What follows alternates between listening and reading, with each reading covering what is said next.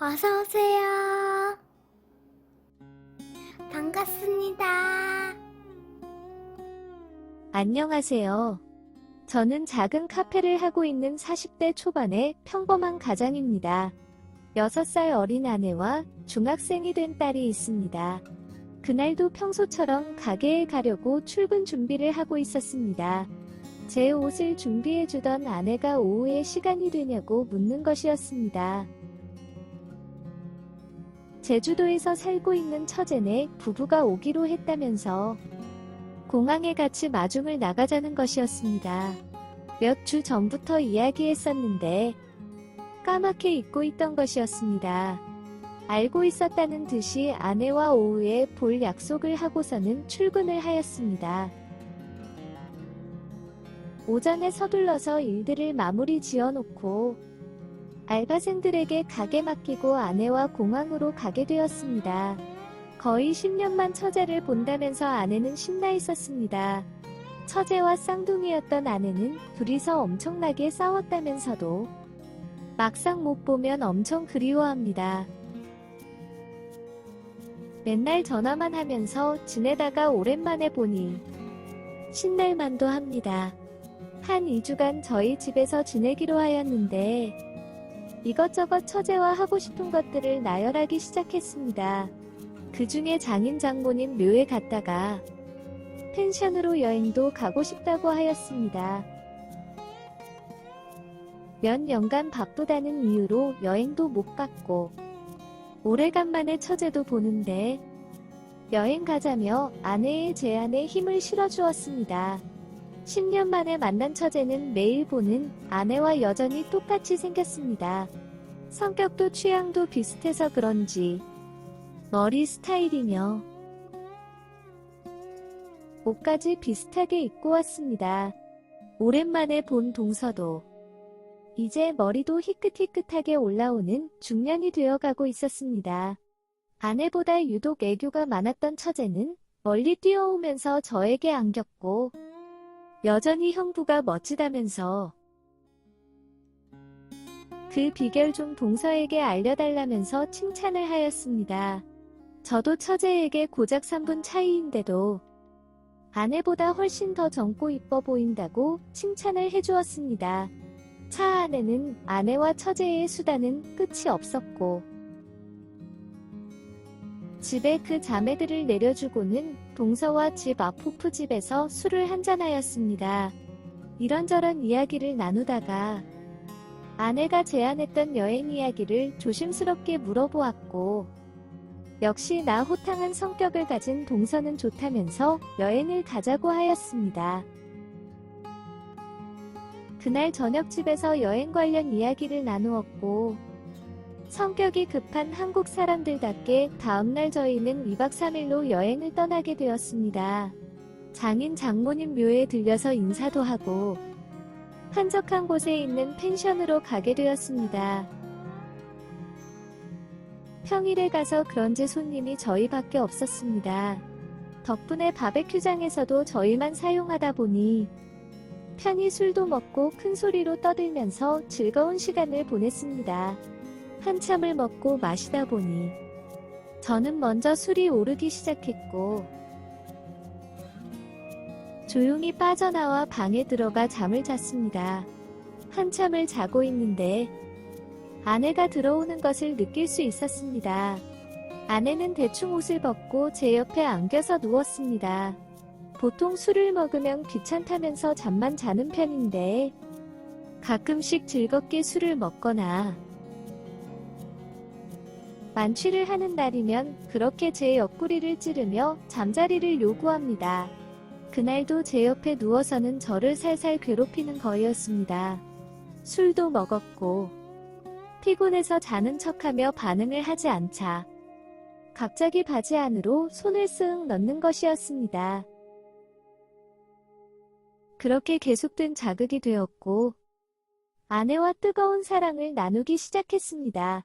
시작하자마자 아내는 격한 반응을 보였고 옆방에 있는 처제네 부부가 들릴까봐 걱정이 되기 시작했습니다. 베개로 막아보았지만 소용이 없었고 결국 아내의 입을 손으로 막고서는 뜨거운 사랑을 나누었습니다. 아내의 격한 반응에 저도 덩달아 격해졌고 평소보다 더 뜨겁고 진한 사랑을 보여주었습니다. 그렇게 시간을 보내고 나니 화장실도 가고 싶고 목도 말라서 방에서 나왔습니다. 그런데 저희 부부의 사랑 나누는 소리를 들은 건지 우연인 건지 모르겠지만 처제네 방에서 뜨거운 소리가 들리고 있었습니다.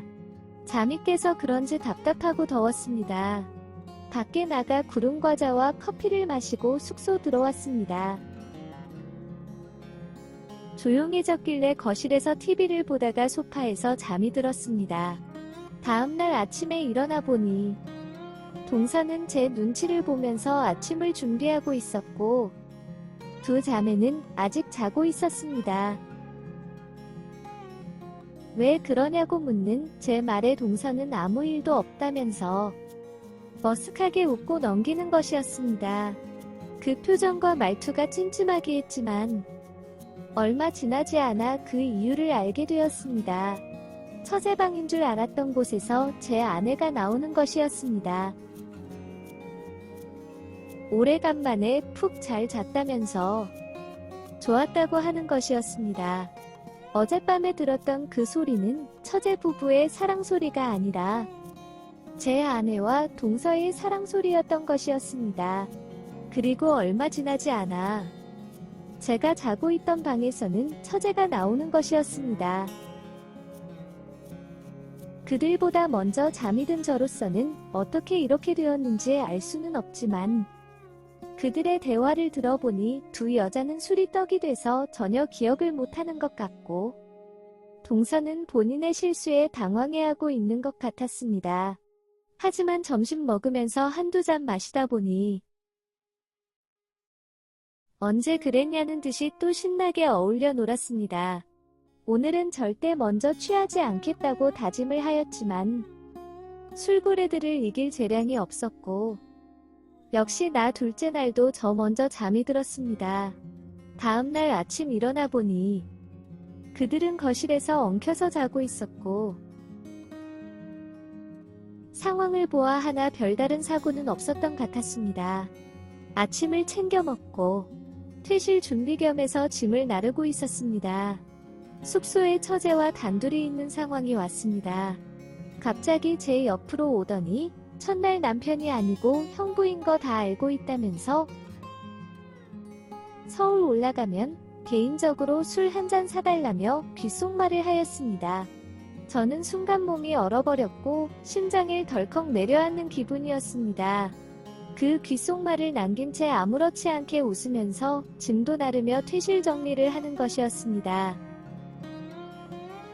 돌아오는 길에 운전하면서 머릿속은 한없이 복잡해지기 시작했습니다. 어떻게 운전을 했는지, 과속 카메라는 안 찍혔는지 아무런 생각들이 안 들 정도로 운전에 집중도 못하고 지난날의 사건에 대한 걱정만 하면서 집에 왔습니다. 다음날 아침 챙겨 될 것들이 많다는 핑계를 대고 일찍 가게로 출근을 하였습니다. 일을 하다 보니 잡생각도 사라지고 마음도 편해지고 있었습니다. 그런데 가게에 처제가 온 것이었습니다. 사진으로 봤는데 실제로 와서 보니 너무 이쁜 카페라면서 말을 걸어오는데 머리가 멍해지면서 식은땀이 났습니다. 들어와서 커피 한잔 하라는 제 말에 처제는 나가서 둘이서 조용히 이야기 좀 하자고 하더군요. 제 차로 가게 되었고 처제는 저한테 왜 이렇게 긴장을 하냐면서 걱정하지 말라고 하였습니다.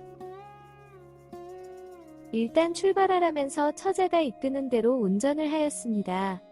약 30분 달려서 도착한 곳은 어느 외진 닭백숙 식당이었습니다. 술 한 잔 사달라고 한 거 기억하냐고 하면서 닭백숙과 동동주를 시켰습니다. 그렇게 별다른 말 없이 동동주와 함께 식사를 하였습니다. 2주전자쯤 마신 것 같습니다. 술도 오르고 식사도 다 했기에 대리를 불려서 집에 가려고 하는데 처제는 저쪽을 손으로 가리키는 것이었습니다. 그 손 끝에는 무인텔이 있었습니다. 저기에 가고 싶다며 저를 끌고 가기 시작했습니다. 뭔 소리냐며 안 된다고 하였지만 이번에는 제 입을 막으며 빨리 가자고 밀치기 시작했습니다. 그렇게 들어온 무인텔에서 그 밤에 그때처럼 강렬한 시간을 가졌습니다.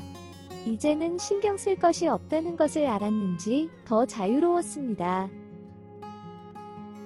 그렇게 술이 깨야 갈 수 있는다는 명분하에 몇 시간을 더 무인텔에 있었고 그 시간은 짜릿함의 연속이었습니다. 그날은 그렇게 처제와의 불같은 시간을 보내고 집에 들어갔습니다. 어느덧 2주가 지나고 처제네 부부를 공항에 데려다주고 가게로 돌아왔습니다. 처제에게 제주도에 잘 도착했다는 글과 함께 다음에도 둘이서 술 한 잔 꼭 하자고 문자가 와 있었습니다. 물론 자주 보고 살 처제가 아니지만 앞으로 처제를 어떻게 봐야 할지 모르겠습니다.